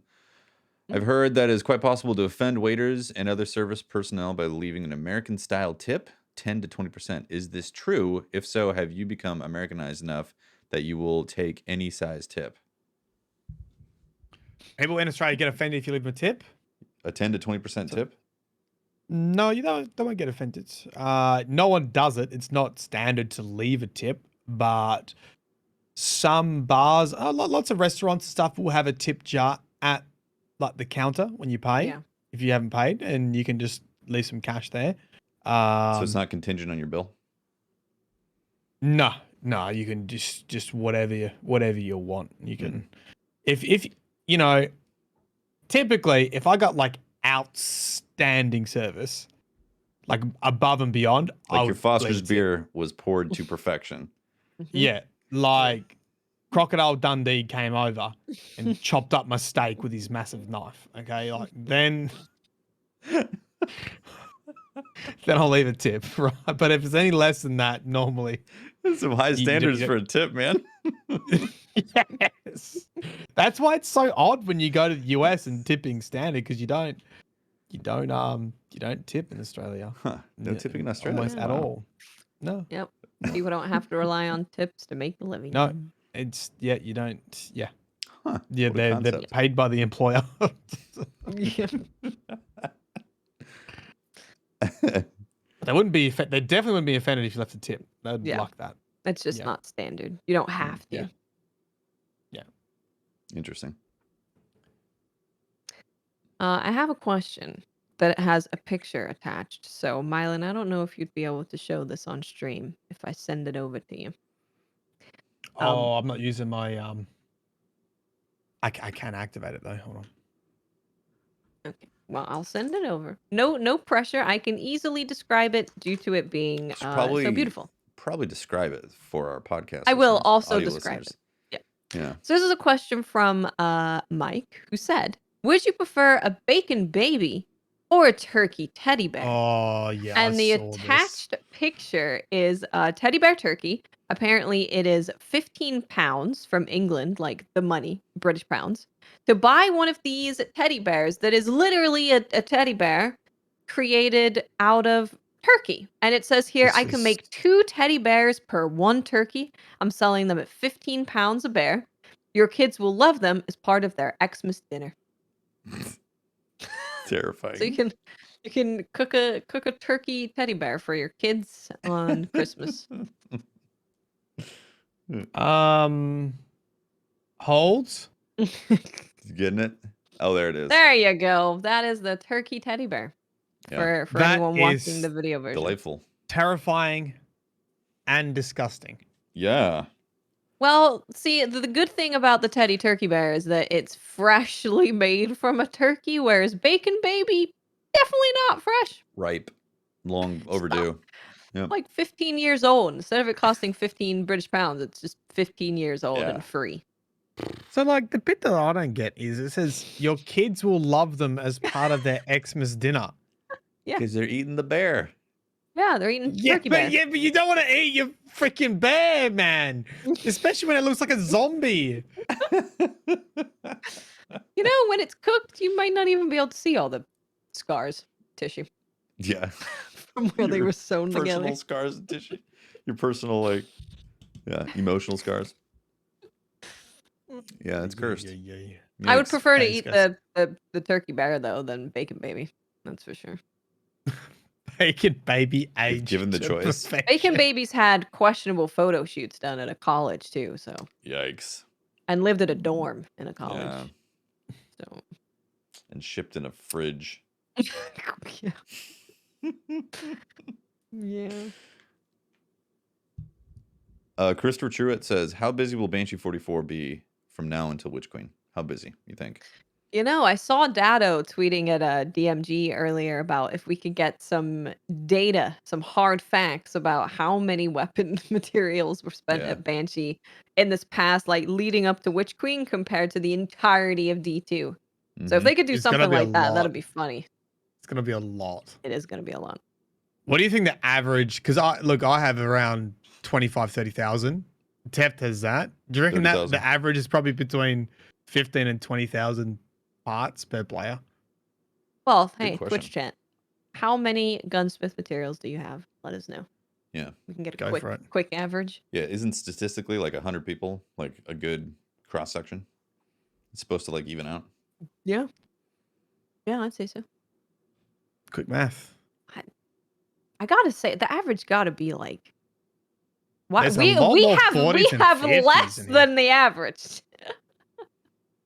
But I think probably the average across everyone would probably be something like 20.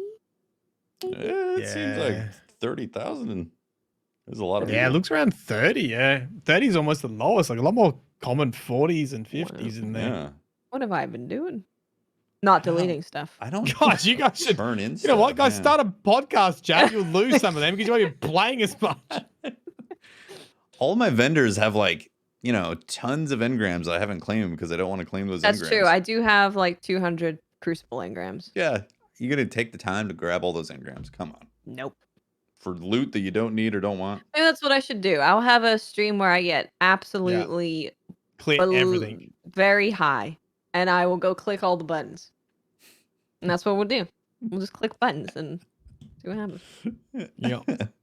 Maybe we'll start having a philosophical question about why does Shax have 200 engrams? Yeah. Why does he want to give me 200 Yeah, what the hell, Shax? What's up? What's the motive behind that, Shax?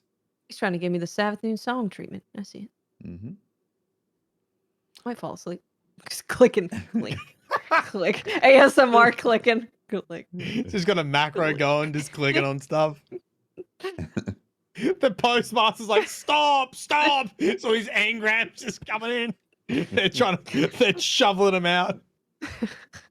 Man, you know what? I hope they give us the option to lock stuff in the postmaster. I want to save automatically. That would be good. I want to lock a stack of things that I haven't spent yet to say, never kick this out of the postmaster. Kick a blue before you kick this out. Right? Yep.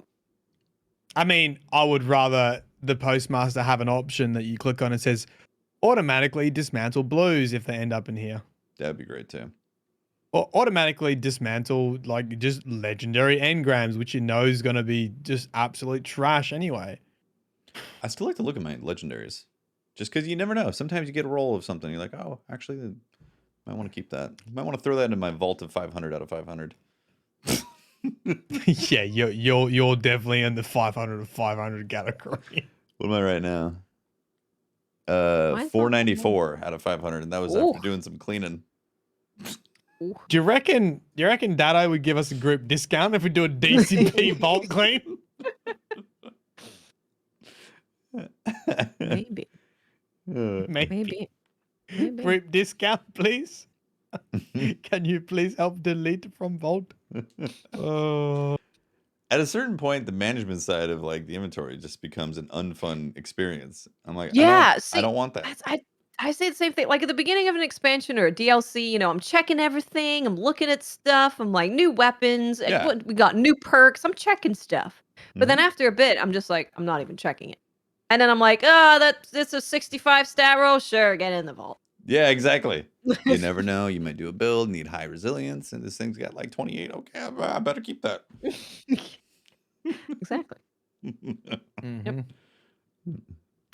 I have a question from Patch Echo, and this is for Mylan specifically. Is Copy. boot punishment really a big thing in Australia, as shown in The Simpsons? This is where someone puts a big old boot on their foot and kicks your in the bare butt. naked butt. Yeah. I don't think so, but Simpsons usually does take stuff from history and make fun of it. So there probably was at some time you got the boot, but not that I know of. Is it in school instead of you getting slapped with a ruler, you got kicked in the butt with a boot? No, can't say I ever got kicked in the butt. They Never definitely witnessed used that? the cane was no longer used when I was going through school, but my mum definitely got the cane. But that's the same in the US, right? Yeah. If you be naughty, you got a smack on your hands or your butt. But maybe boot law, it's been a while since I've done some Aussie law. Maybe I'll take That's that true. away and you can have the Aussie slang and I can look up a paddling, a boot law. When my book runs out, you have to buy me another one. Copy that.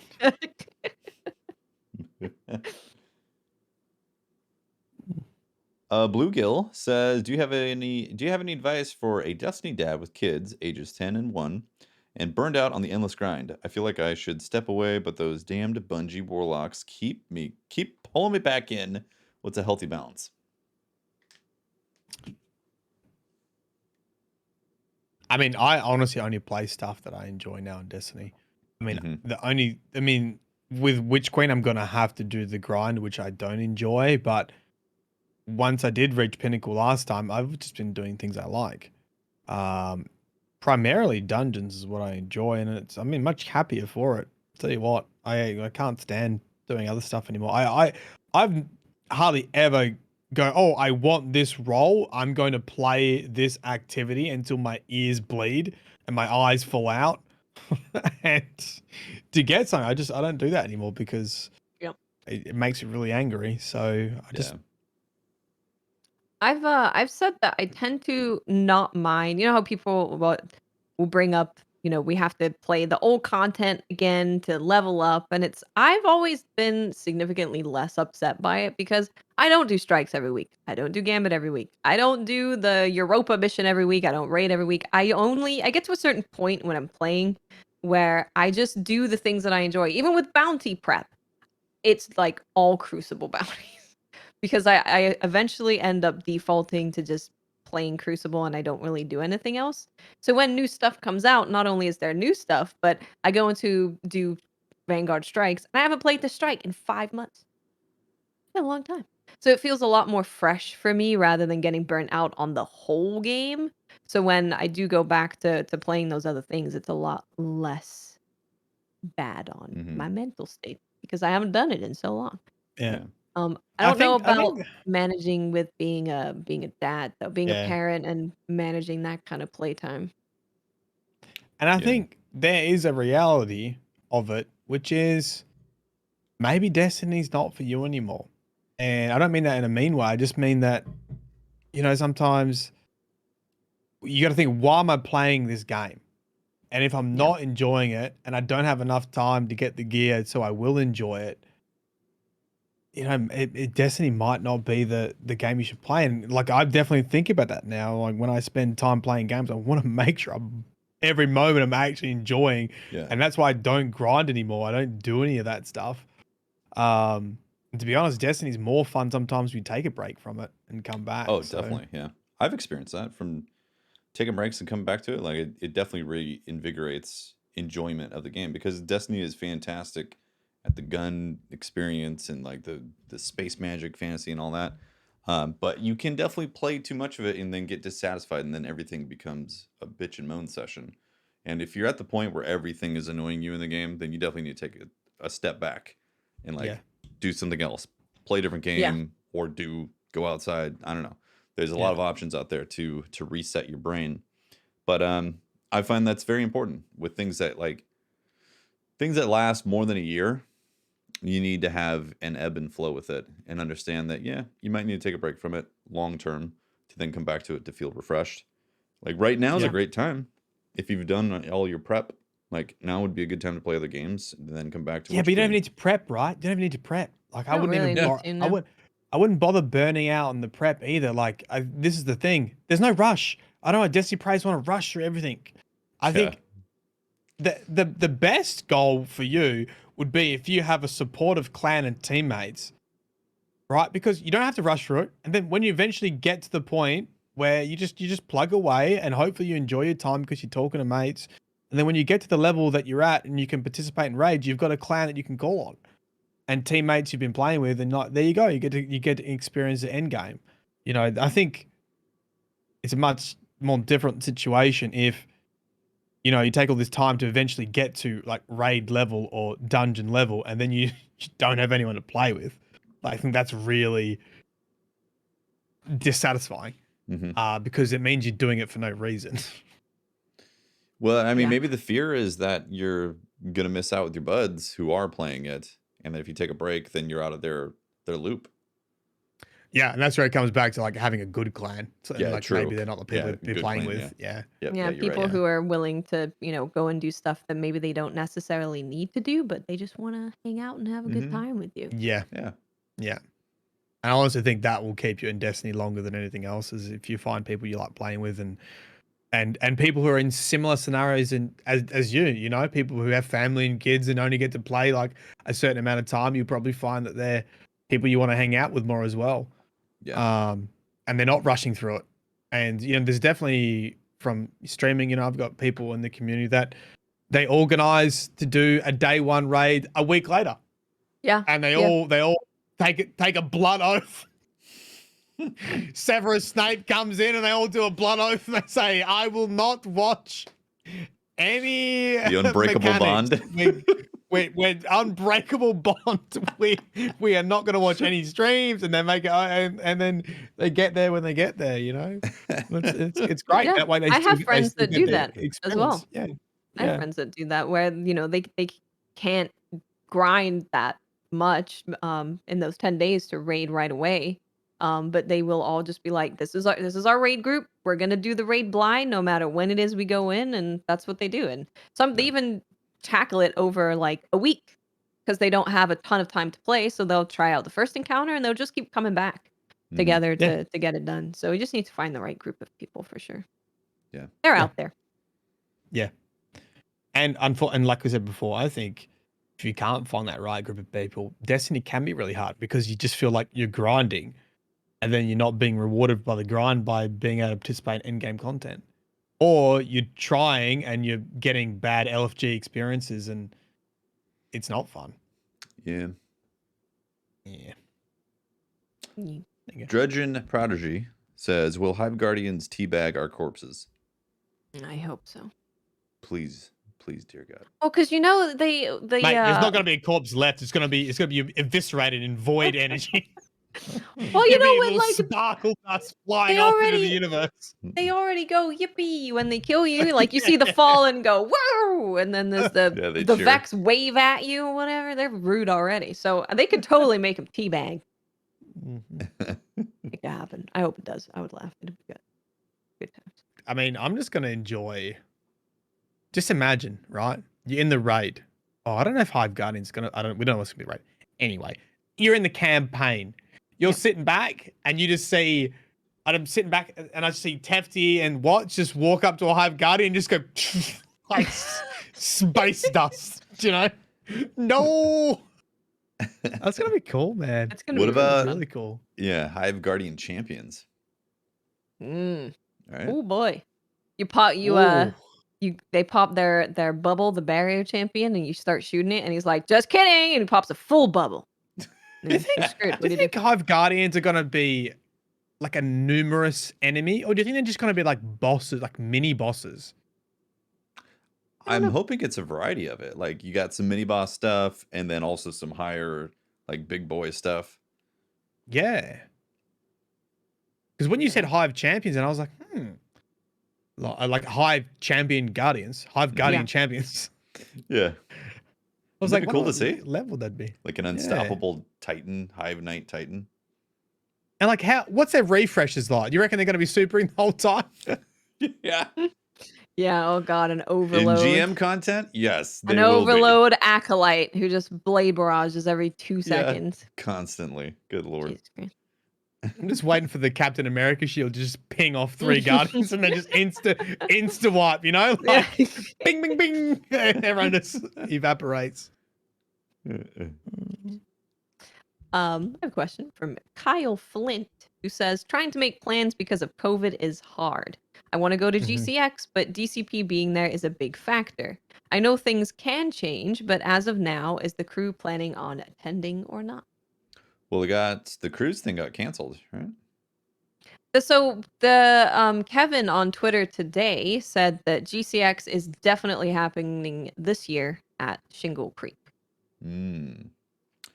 We as a group have not discussed it yet in detail. We have so not. we wouldn't be able to I give will you not be going. details right now. I won't be going. I won't be there. Yeah. My immune system is very unhappy in general, and I just don't want to risk it. And in general, like, you know, both my cats take medication. Finding someone to look after them now is much harder. So I don't think I'll be going anywhere. Ever. Probably. Yeah, I think this year we're still technically deep into pandemic mode, or it's becoming endemic mode. Yeah. So yeah, this year is definitely looking less likely.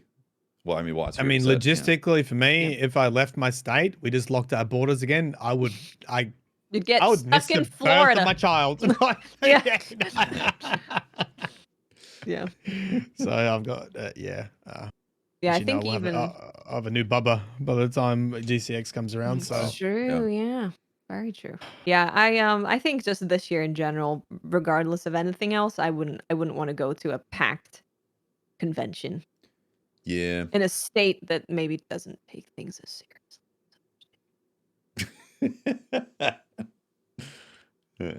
Yeah. serious. And I know I blend in Florida. You know, you basically have baby crocodiles over there. You can wrestle them quite easily. Little alligators are nothing they're compared warm-ups. to an Australian croc. Warm-up wrestles. Yeah. Yep. Yeah. I do love GCX though, man. It is a very awesome experience. I love conventions. I don't think I'll be going for a while. Yeah, a bit difficult right now. Yeah. Yep. Let's see what else we got question wise. I have one from Destroyer6665 who said, having recently played Marvel's Guardians of the Galaxy, do you think Destiny or more games could benefit from licensed music being put into them?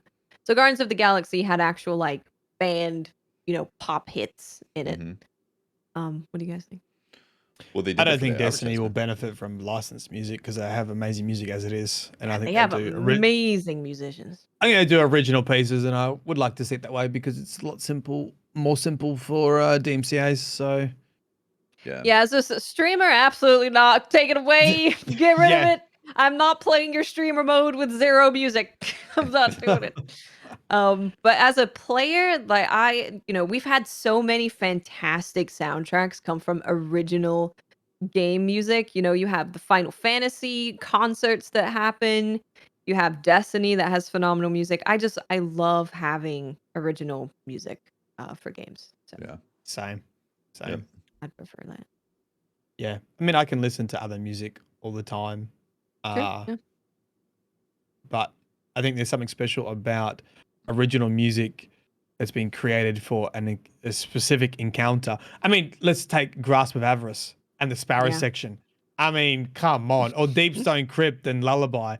There's such memorable moments, and part of that is having original music. And I would never want to replace that because I think it's way too special. Yeah. Yeah. Same. OBS disconnected during the podcast. And we just got it's Rick trying stream. to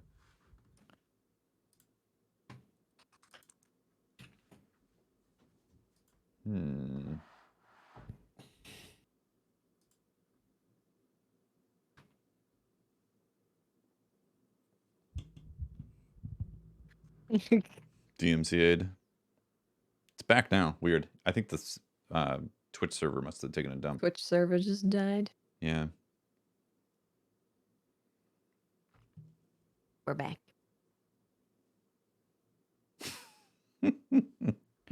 Yeah, I think the Twitch server took a dump. Or we got DMCA'd live and then negotiated DMCA'd live from saying, screw your music industry music. Yeah. Damn it. Get them out. I think that's about it, right? For questions? It's about it. Yeah. We have a good amount of stuff about bounty prepping. Are you guys gonna bounty prep? This is a hot debated thing. Why? I feel like it's more prominent this conversation than previous releases, or is that just because I'm paying attention more? It might be because you're paying attention more. Yeah, it seems to be the thing every time a big release is coming. Time. Be like, oh, bounty prepping. Are you and bounty the politics prepping? behind it, and whether Bungie should do something about it, and all this stuff. I'll tell you this. I don't want to feel burnt out by the time I get to Witch Queen. Right? Mm-hmm. I want to be enjoying my time in Destiny, and bounty prepping is probably something that I don't enjoy. So I probably specifically won't be bounty prepping, but if I'm getting on and playing Destiny, I'll pick up some bounties and I won't hand them in. How about that? That's exactly what I've done. I pick up bounties for the things. It's like I go to the gunsmith. I'm like, oh, you have a thing for sidearms. Cool. I will grab that one because I'm going to be using sidearm and crucible. I'll grab the crucible bounties and that's it. It's like I completed the bounties, doing the thing that I want to do. I'm not going out of my way to do the best bounties that give the most XP because I don't want to be burnt out. I want to have fun playing the game. I will unlock things faster than if I didn't do it, but just not as fast as completely efficiently doing stuff. It may be advantageous because of the way they've changed artifact mods. For sure. Right. Yeah, but again, I don't want to dislike my time. Right. With Destiny. Exactly. And I'm sort of hoping prior to Witch Queen, there'll be a million YouTube videos saying the best artifact mods. And then I just reset my artifact and yeah. Yep. Yeah. Get the ones that are meta that will be useful for 3.0 Void. Yep. Buying real estate in the metaverse for your artifacts. So excited for that. It's gonna be so good. I'm so excited. And we're gonna get a glaive. We're gonna be running in there. Oh, invisible suppressing ninjas with glaives. Wait, yes, please. Did you say you're gonna do the difficult campaign straight up? What? I'm thinking about it. If I do, though, I'm definitely gonna need a team as soon as it launches because I don't think you're gonna be able to solo that right away. Okay. Are you gonna get up at 1 a.m.? I would be up for it, but I have very strict rules on my first playthrough. Strict rules. Because I will triple uppercut you if you talk during dialogue. I won't do that. I'm muting you. I will do it. I will deafen you. Yes, everyone deafen each other during the dialogues. I don't want footage with a I don't Tef want. lecture I in the don't want you background. going. Oh, you see that? And you don't want Oh, me going. What's the man. law on that? Yes, exactly. That was great. Oh, another hiccup. Bugger. Yeah, it's still having issues. I think we just have to wrap it up. What? We'll have the That's video okay. version That's right. and We'll like the have YouTube the- version. yeah. So thank you everyone for tuning in and watching and listening. Thanks, guys. Only the YouTube people are Thanks. seeing this. Twitch is not seeing this. Yeah, dude, we're excited about which creening. Cream. Yeah, which queen's gonna be awesome. Excited about these changes and the future of it, and can't wait to see the story wrap up and finally get some Yes. conclusions on that chrysalis. Yeah. Right, I'm very excited for all of that. gonna be Yep. awesome. All right, Can't wait. that's the show. Peace out. That's the Episode show. 273. Thanks for watching, listening, tuning in, all that stuff. Shout out to our Twitch subs and our I just saw OBS Studio reconnection successful. Shout out to our Twitch subs and our Patreon members. Thanks for Buy a hanging. T-shirt. Yeah, t-shirts as well. All Get that you stuff. Some sweet shirts. Sweet Uh-huh. shirts, man. And yeah, we'll see you next time. Thanks, Bye, everyone. guys. Bye-bye. Bye, guys. See ya.